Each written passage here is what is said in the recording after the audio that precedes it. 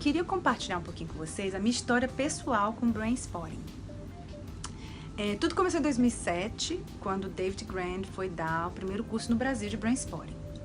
E eu me voluntariei para ser uma das cobainhas para demonstração. O meu tema na época foi medo de falar inglês. Para quem não sabe, hoje eu moro na Austrália, né? E já tem 7 anos que eu moro aqui na Austrália. Em 2007, era o meu grande sonho, de estar aqui, morando aqui, trabalhando aqui.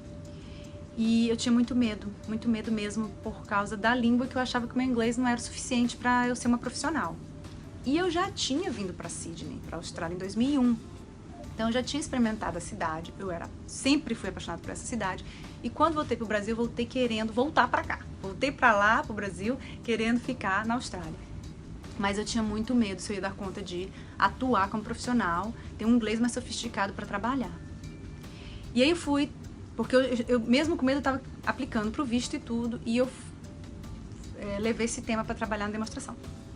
O que foi mais interessante dessa demonstração foi onde o meu cérebro me levou. Me levou para uma dor física nas minhas costas, em memórias da minha infância com meu pai, que eu nem lembrava, nem sabia se era real. Depois até confirmei com a minha mãe.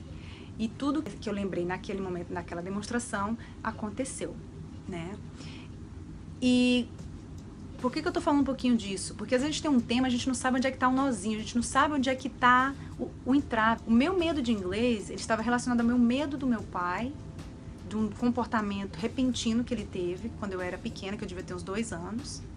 Por meu pai ser uma pessoa que estava sempre me incentivando com o inglês, mas ele me incentivava de uma forma com muita pressão, eu sempre estava levando choque com os pedidos do meu pai. Então eu comecei inglês, eu estudei de 9 aos 17 anos, né, quase 9 anos de inglês, e era travadíssima. Conseguia ler, mas não conseguia falar.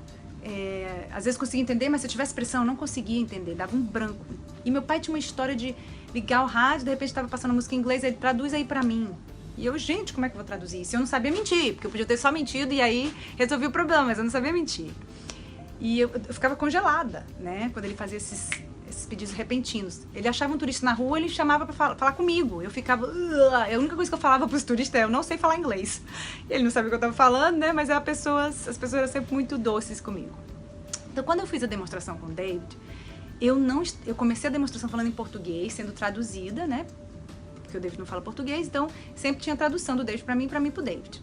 Na verdade, até que eu entendi um pouquinho o que o David estava falando, mas eu sempre queria ter a confirmação em português. Isso foi no início da sessão.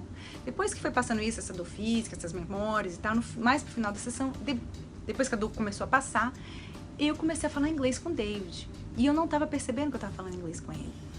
O tradutor já estava traduzindo o que eu estava falando pro grupo, porque eu estava falando inglês.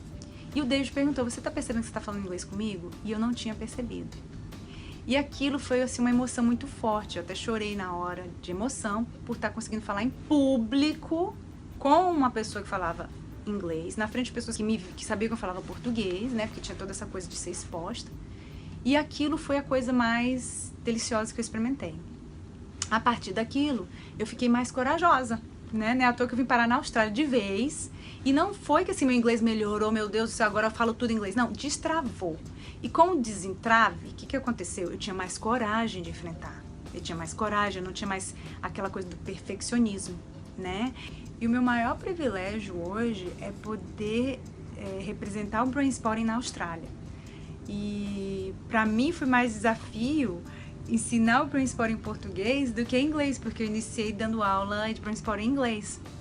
Então é com muito orgulho e com muita humildade que eu compartilho essa história com vocês, né? Eu espero que de alguma forma eu tenha esclarecido algumas coisas, eu tenha inspirado, né, e motivado vocês a entrar nessa comunidade com a gente, de levar uma ferramenta tão poderosa para o consultório, não só para ajudar os clientes de vocês, mas para que vocês também possam ser ajudados, né, para se tornarem cada vez mais melhores terapeutas.